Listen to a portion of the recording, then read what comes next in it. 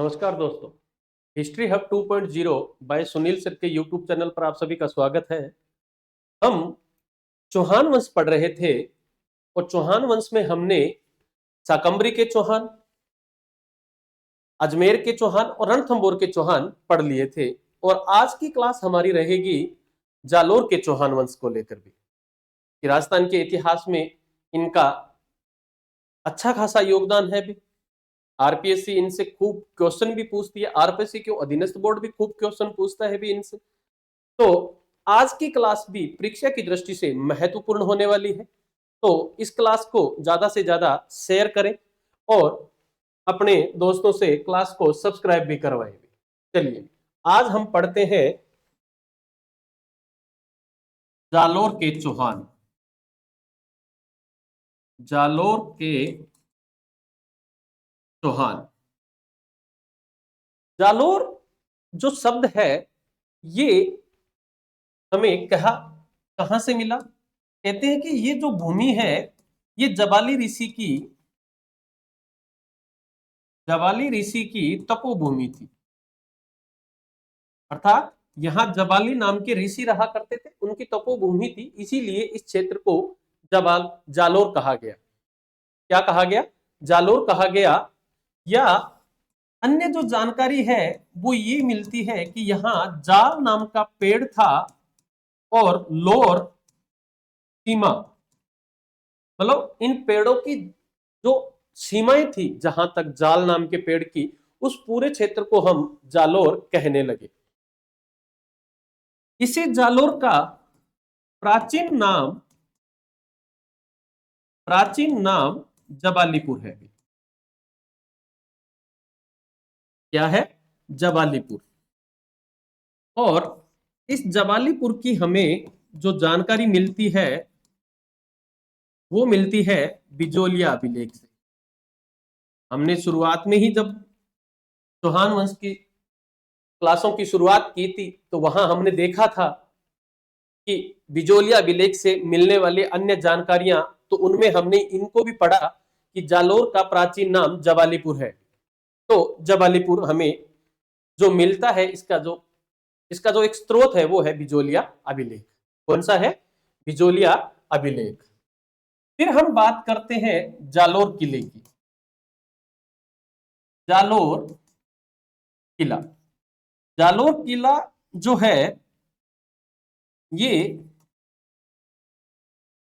सुकड़ी नदी के किनारे है और ये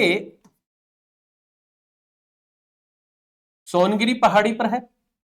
इसी सोनगिरी को बाद में सुवर्णगिरी कहा गया।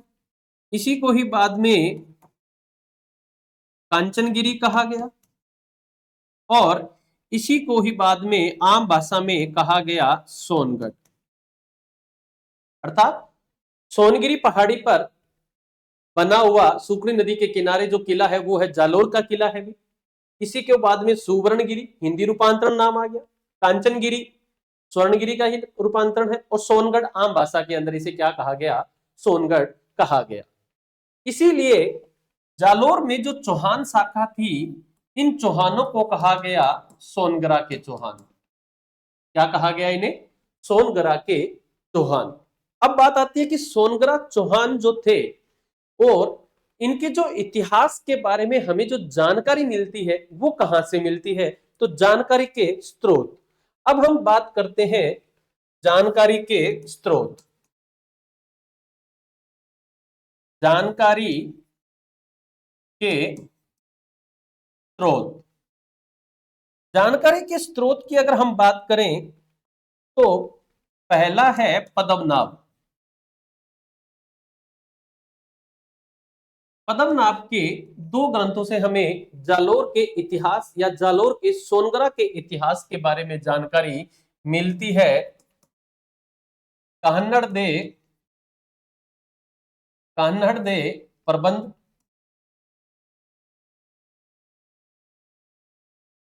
और वीरमदेव सोनगरारी वात, इससे भी हमें जालोर इतिहास के बारे में जानकारी मिलती है। अन्य तो मुहुनोत नैन्सी, मुहुनोत नैन्सी की जो पुस्तक है उसका नाम है नैन्सी री ख्यात। ख्यात है भी, ये बुक नहीं, ख्यात है हमारे राजस्थान की। नेक्स्ट फरिश्ता, फरिश्ता की बुक्स है तारीख ए फरिश्ता, तारीख ए फरिश्ता से भी हमें जालोर इतिहास की जानकारी मिलती है। नेक्स्ट अमीर खुसरो, अमीर खुसरो की पुस्तक है खजाइन उल फतूह है। इससे भी हमें जालोर इतिहास कह दो या अलाउद्दीन खिलजी के जालोर रणथंबोर अभियान की भी जानकारी मिलती है, क्योंकि रणथंबोर किले के लिए अमीर खुसरो ने ही कहा था कि आज कुफर का गढ़ इस्लाम का गढ़ हो गया है भी। तो इस जालोर अभियान के दौरान भी यह अलाउद्दीन खिलजी के साथ आएगा, और क्या क्या बातें होंगी वो हम जब कान्हड़ दे को पढ़ेंगे तो उसमें भी समझेंगे। तो जानकारी के स्रोत के रूप में हमें पद्मनाभ की दो बुक्स, कान्हड़ दे प्रबंध, विरमदेव सोनगरारी बात, और मुहुनोत नैन्सी की नैन्सी री ख्यात, फरिश्ता तारीख ए फरिश्ता, और अमीर खुसरो की खजाइल उल फतूह से जानकारी मिलती है। अब हम बात करते हैं जालोर के चौहान साका की भी। जालोर की चौहान साका का संस्थापक जो है वो है कीर्तिपाल। कौन है? कीर्तिपाल। कीर्तिपाल को जालोर के सोनगरा चौहान साका का संस्थापक माना जाता है 1181 ईस्वी, 1181 ईस्वी में, क्योंकि कीर्तिपाल जो है ना ये नाडोल का था। कहां का था? नाडोल। नाडोल का शासक था अलहन, और इसी अलहन का पुत्र था कीर्तिपाल। ठीक है। कीर्तिपाल वैसे केलहन नाम के बड़े भाई भी थे इनके, उनका छोटा भाई था, लेकिन अलहन का क्या था? ये पुत्र था भी। नाडोल के जो चौहान थे इनके गुजरात के साथ संबंध अच्छे थे, और गुजरात में इस समय जो शासक थे वो थे चालुक्य। चालुक्य कह दो, सोलंकी कह दो, इनका ही आधिपत्य था। नाडोल और गुजरात इन दोनों ने मिलकर मेवाड़ पर अधिकार कर लिया था, और मेवाड़ के जो शासक थे वो थे सामंत सिंह। इस सामंत सिंह को कीर्तिपाल और चालुक्य शासक मिलकर क्या कर देते हैं? पराजित कर देते हैं, और ये कहानी है 1179 ईस्वी। और इस मेवाड़ पर अधिकार हो जाता है किनका? कीर्तिपाल। लेकिन बाद में यहां का शासक था कुमार सिंह। कुमार सिंह, इस कुमार सिंह ने कीर्तिपाल को मेवाड़ से पराजित किया। अब पराजित कर दिया तो कीर्तिपाल को मेवाड़ छोड़ना पड़ा। छोड़ने के बाद ये कहते हैं कि ये मेवाड़ से डायरेक्ट आया, और डायरेक्ट ये कहां पहुंच गया? जालोर। और जालोर पहुंचकर 1181 ईस्वी में सोनगरा चौहानों की, या सोनगरा के चौहान जो है उनके शाखा की स्थापना करता है। लेकिन जब कीर्तिपाल यहां से इधर की ओर आएगा, जालोर की ओर, तो इस समय जालोर पर अधिकार था परमार का। परमार वंश का अधिकार था भी यहां, और परमार वंश का शासक था कुंतपाल। कुंतपाल परमार। तो 1181 ईस्वी में कीर्तिपाल के द्वारा कुंतपाल परमार को पराजित करते हुए जालोर किले को क्या कर लेता है? जीत लेता है। और इसी जीत के साथ ये कहते हैं कि कीर्तिपाल जालोर में सोनगरा शाखा का क्या कहलाया? संस्थापक कहलाया। आई बात समझ में भी? इतनी छोटी सी कहानी है, ध्यान रहे कि कैसे मेवाड़ की ओर आता है, मेवाड़ से फिर बाद में इधर की ओर रुख करता है। ठीक है। अब कीर्तिपाल के द्वारा जालोर में जांगलेश्वर महादेव मंदिर बनवाया था। तो ये भी किसने बनवाया था अभी? कीर्तिपाल के द्वारा। तो कीर्तिपाल के द्वारा जालोर में जांगलेश्वर महादेव का मंदिर बनवाया है। तो इस बात की पुष्टि होती है कि जो चौहान शाखा थी जालोर की, वो शैव धर्मावलंबी है भी। कौन सी है? शैव धर्मावलंबी है भी। नेक्स्ट, अगर हम बात करें तो मुहुनोत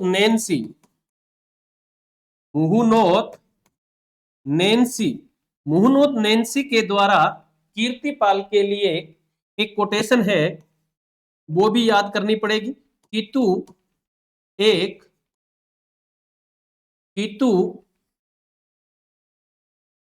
एक महान राजा।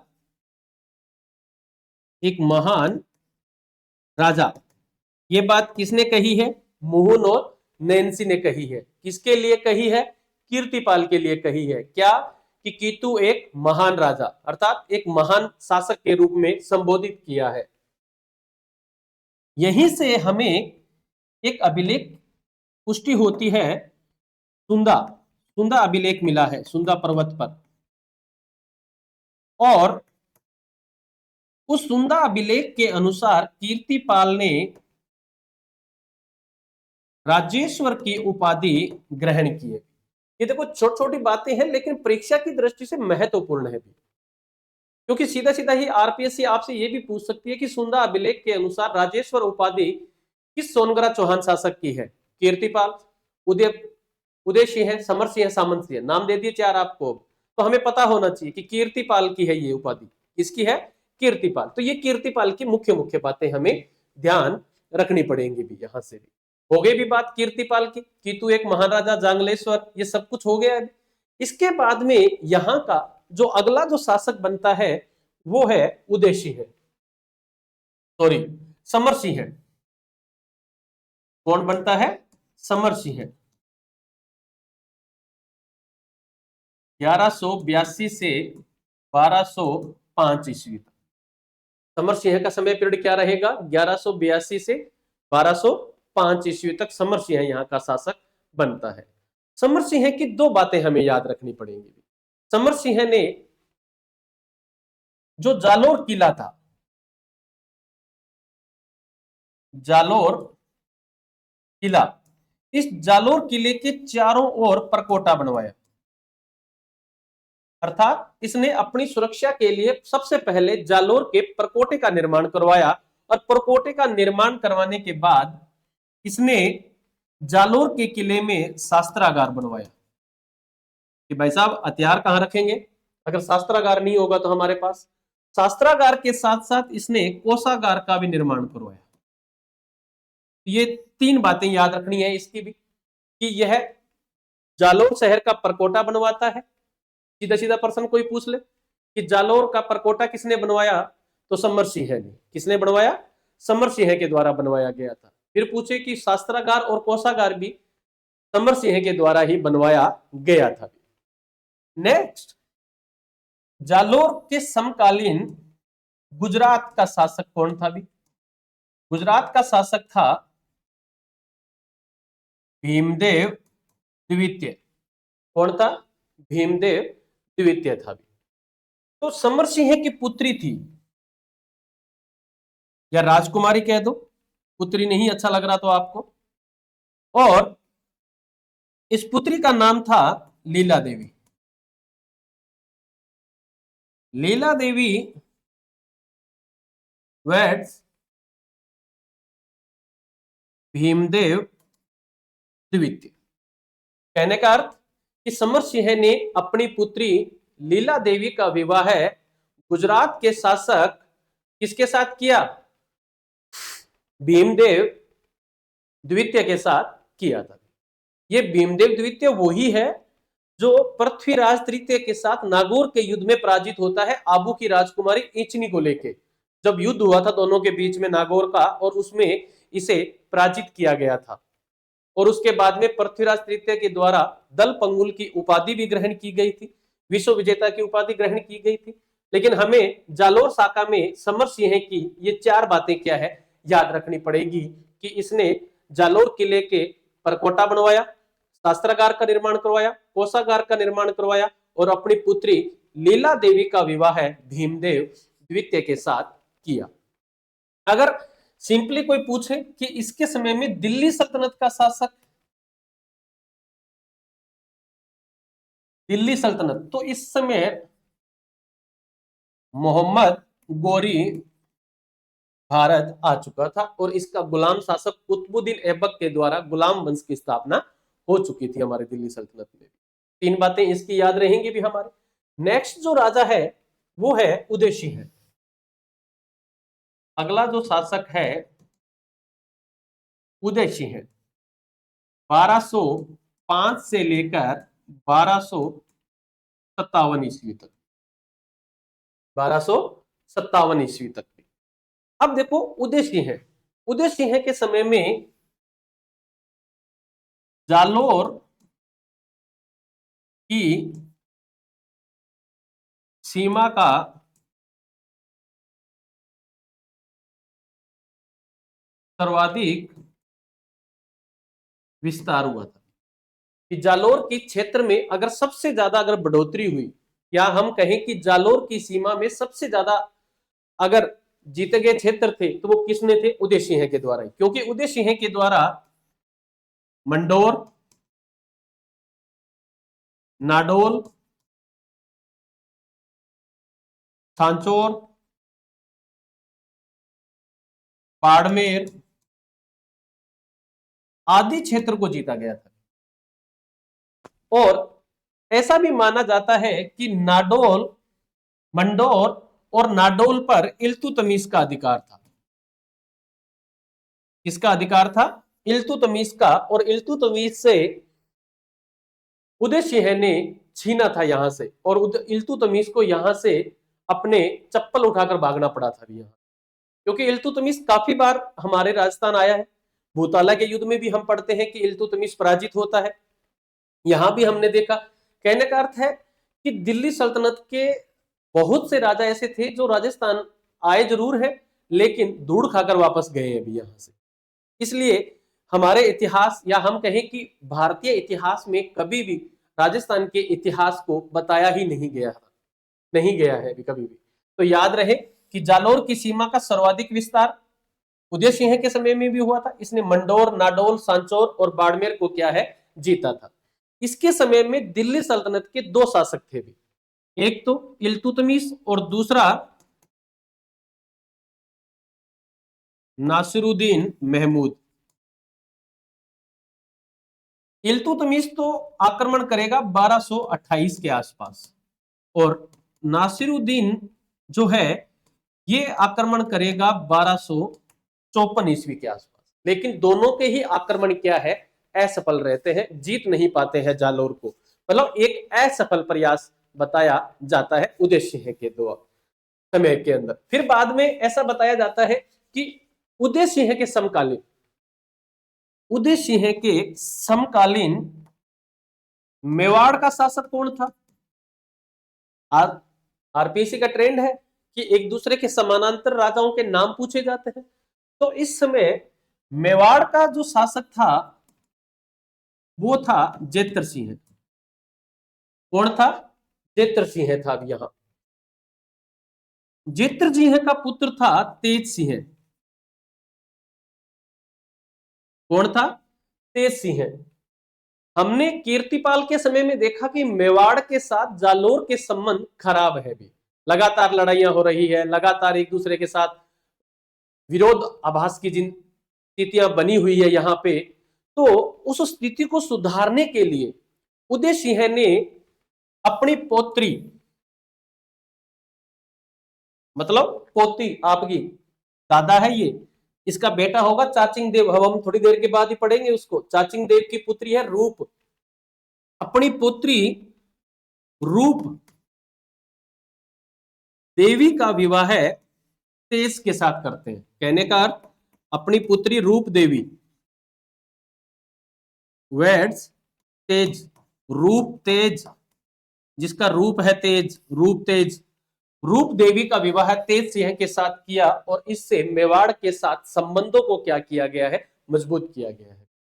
अर्थात जो लंबे समय से जो एक संघर्ष चला रहा था, उस संघर्ष को उदय सिंह के द्वारा विराम दिया गया था इस संबंध के दौरान, इस शादी समारोह के दौरान, या हम कहें कि इस विवाह के दौरान। एक दूसरे के रिश्तेदार बन गए तो एक दूसरे के ऊपर अटैक करना भी इन्होंने क्या है, बंद कर दिया था। अब नेक्स्ट अगर हम बात करें तो एक हमारे इतिहास में राइटर हुए हैं डॉक्टर गोपीनाथ शर्मा। गोपीनाथ शर्मा, गोपीनाथ शर्मा के द्वारा उदय सिंह के लिए एक कोटेशन आती है भी, उत्तर भारत का महान व शक्तिशाली राजा। तो किसे बताया गया है, उदय सिंह को बताया गया है। किसे बताया गया है, उदय सिंह। तो उदय सिंह की ये थोड़ी सी बातें याद रखना कि उदय सिंह के समय में जालोर की सीमा में सर्वाधिक विस्तार हुआ, जिससे दौरान हमने देखा कि मंडोर, नाडोल, सांचौर और बाड़मेर क्षेत्र को इसके द्वारा जीता गया था। और इसी समय में इल्तुतमिश भी 1228 में जालोर पर आक्रमण करेगा और 1254 में नासिरुद्दीन महमूद भी जालोर पर आक्रमण करता है, लेकिन ये दोनों ही सल्तनत तुर्क शासक सफल नहीं हो पाते हैं, इन्हें विफलता का सामना करना पड़ता है और दूर खाकर वापस सल्तनत दिल्ली जाना पड़ता है इनको। इसी उदय सिंह के समकालीन मेवाड़ का शासक था जेतर सिंह।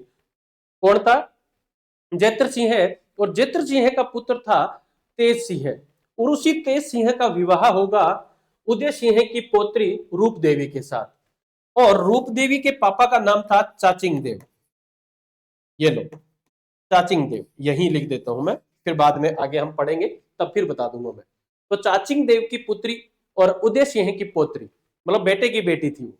तो इस तरीके से मेवाड़ के साथ भी इनके संबंध क्या है, मधुर हो गए थे यहाँ पे। फिर कहते हैं डॉक्टर गोपीनाथ शर्मा ने उदय सिंह को उत्तर भारत का महान और शक्तिशाली राजा की क्या दी है, संज्ञा दी है। और इसी दौरान ये कहते हैं कि इसने लवन नाम का एक गुजरात का शासक था, उसे भी इसने क्या है, पराजित किया था। ठीक है भी, उदय सिंह की बात होगी। अब नेक्स्ट हम पढ़ते हैं चाचिंग देव। चाचिंग देव, चाचिंग देव 1257 से 1282 ईस्वी के। चाचिंग देव के समय में हमें दो बातें ध्यान रखनी पड़ेंगी। एक, इनकी उपाधि।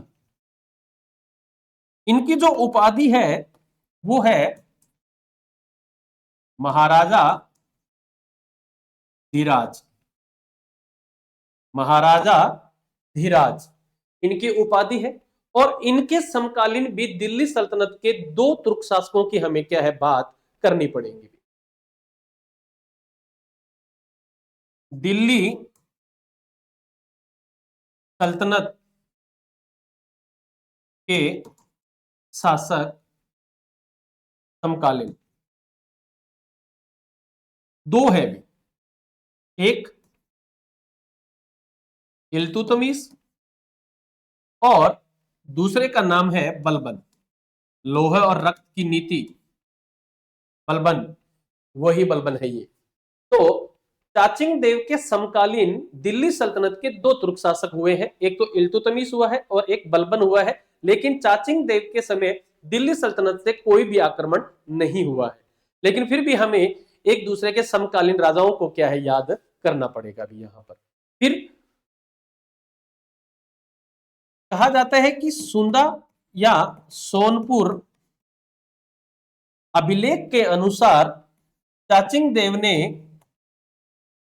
गुजरात के शासक विरम को क्या किया था, पराजित किया।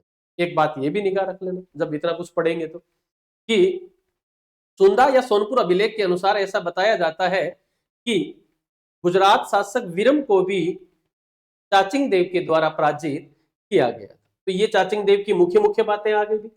चाचिंग देव की उपाधि कौन सी है? महाराजा धीराज। दिल्ली सल्तनत के शासक इल्तुतमिश और बलबन और गुजरात के शासक विरमदेव को क्या है? पराजित किया था, पराजित किया।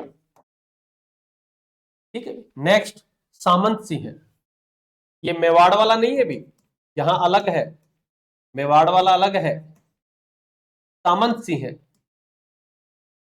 1282 से 1305 ईस्वी माना जाता है, लेकिन 1296 भी लिखा हुआ आए तो भी सही है भी, क्योंकि 1296 में इसने अपने पुत्र कान्हड़ देव को क्या है? गद्दी सौंप दी थी।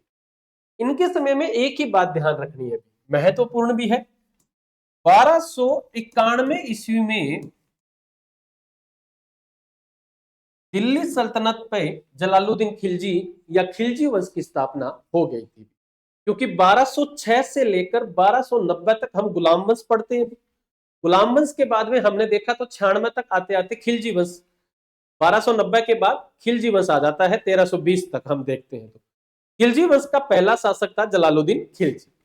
तो जलालुद्दीन खिलजी 1291 में जालोर दुर्ग पर या जालोर पर आक्रमण करता है, और आक्रमण करने के दौरान यह सांचौर तक पहुंच जाता है। कहां तक पहुंच जाता है? सांचौर तक पहुंच जाता है। तो इसी समय सामंत सिंह जो है ये सारंगदेव बाघेला, सारंगदेव बाघेला की सहायता से इसे सांचौर में ही क्या है? रोक देता है। कहने का अर्थ है कि जलालुद्दीन खिलजी को भी जालोर दुर्ग जीतने में सफलता नहीं मिली, इसे सांचौर के पास ही रोक दिया गया और सांचौर से वापस इसे धूड़ खाकर दिल्ली जाना पड़ा। और इसका जो सहयोग किया था या जिसकी सहायता ली थी वो था सारंगदेव बाघेला। यह गुजरात के शासक है, क्योंकि जालोर के पास जो सीमा लगती है वो किसकी है?